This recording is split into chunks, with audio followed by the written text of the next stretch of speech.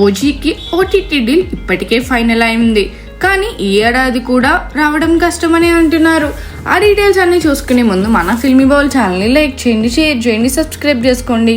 Hello movie lovers, power star Pawan Kalyan సినిమాలు ప్రస్తుతం ఎటు కాని పరిస్థితిలో ఉన్నాయి.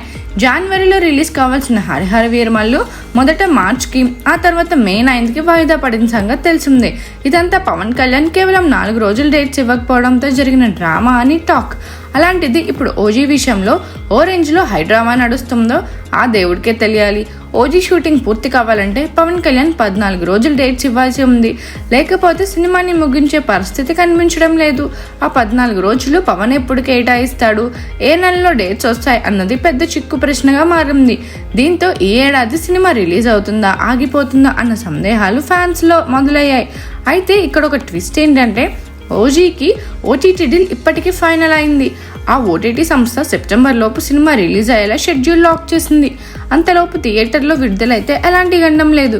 కానీ వాయిదా పడితే నిర్మాతకు భారీ నష్టం తప్పదని ఇండస్ట్రీలో గుసగుసలు వినిపిస్తున్నాయి. సెప్టెంబర్ తర్వాత రిలీజ్ ప్లాన్ చేస్తే ఓటీటీ నిబంధనలు అతిక్రమించినట్లు అవుతుంది. అప్పుడు కాంట్రాక్ట్ ప్రకారం నిర్మాత జోబుల్లోంచి డబ్బులు వెళ్ళక తప్పదు. ఎందుకంటే ఓటీటీ సంస్థ ఓజీని ప్రైమ్ రిలీజ్ డేట్తో ప్లాన్ చేసింది. ఒకవేళ ఆ డేట్ మిస్ అయితే తమకు నష్టమని ఆ సంస్థ గట్టిగా ఫిక్స్ అయింది. ఆ నష్టాన్ని నిర్మాతపై వేయాలని చూస్తుందని టాక్. అంటే నిర్మాత ఈ ఓటీటీ టెన్షన్ నుంచి బయటపడాలంటే సెప్టెంబర్ లోపు ఓజీని థియేటర్లో రిలీజ్ చేయాల్సిందే. అప్పుడే ఈ గండం నుంచి తప్పించుకోగలడు. ఇప్పటికే ఓటీటీ చేతిలో నిర్మాతలు కీలు బొమ్మలుగా మారుతున్నారన్న సంగతి బహిరంగ రహస్యం. పవన్ డేట్స్ ఇస్తాడా? సెప్టెంబర్లో ఓజీ రిలీజ్ అవుతుందా, లేక నిర్మాతకు ఓటీటీ షాక్ తగులుతుందా? ఈ సస్పెన్స్కు ఏం క్లైమాక్స్ పడుతుందో చూడాలి. మరిన్ని మూవీ అప్డేట్స్ కోసం, ఫిల్మ్ రివ్యూస్ కోసం ఫాలో అవుతూ ఉండండి ఫిల్మీ బౌల్.